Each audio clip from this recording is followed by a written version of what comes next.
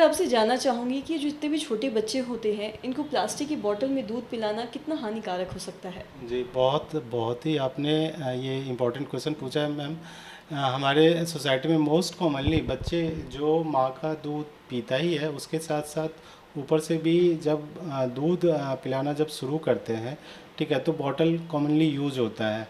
ऐसे भी बच्चे जो एक तो फीड के बारे में रिकमेंडेशन है और होना भी चाहिए कि 6 महीने से पहले माँ का ही दूध देना है, ठीक है। और अगर नहीं आता जिस माताओं को किसी कारण से, किसी बीमारी से, ठीक है, वैसे में दूध अगर आप देते भी हैं ऊपर से, तो सबसे पहले रिकमेंडेशन है कि आपको बॉटल से नहीं देना है।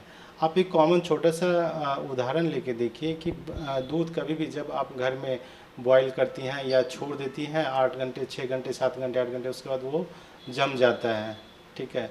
जम क्यों जाता है आपने कभी सोचा? नहीं, उसमें क्या होता है, एक बैक्टीरियल एक्टिविटी शुरू हो जाता है जिसके कारण वो दूध से जम जाता है, वो एक तरह दही का रूप ले लेता है। तो उसमें मीन्स कि बैक्टीरिया ग्रो करता है।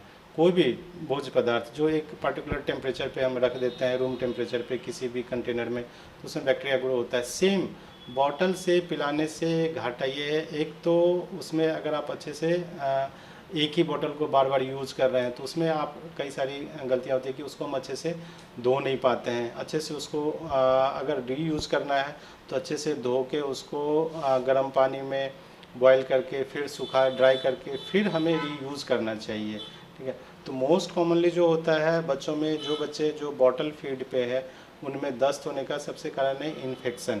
और ऐसे बच्चे जो बॉटल फीड पे है उनमें आप बार बार इन्फेक्शन का देखेंगे कि पेट का इन्फेक्शन, दस्त, उल्टी, ये अक्सर होता रहता है। उन बच्चों में ग्रोथ अच्छे से नहीं होता है।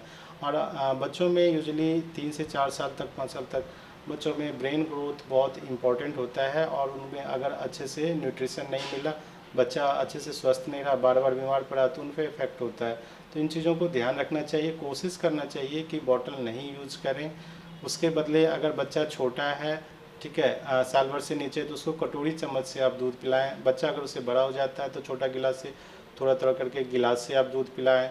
ये सबसे ज़्यादा बेनिफिशियल होता है। एंड दूसरा कि एक तो प्लास्टिक, अगर आप उसमें गर्म दूध डालती हैं, ठीक है, तो उसके कारण जो प्लास्टिक का पार्टिकल होता है वो भी उसमें डिजॉल्व होता है, वो भी एक तरह का हार्मफुल सब्सटेंस है, तो वो भी आगे चल के हार्म करता है। तो वो हमें कोशिश करना चाहिए कि हम बच्चों को बॉटल फीड ना कराएं।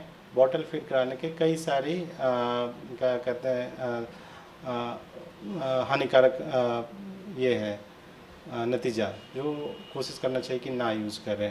जी सर।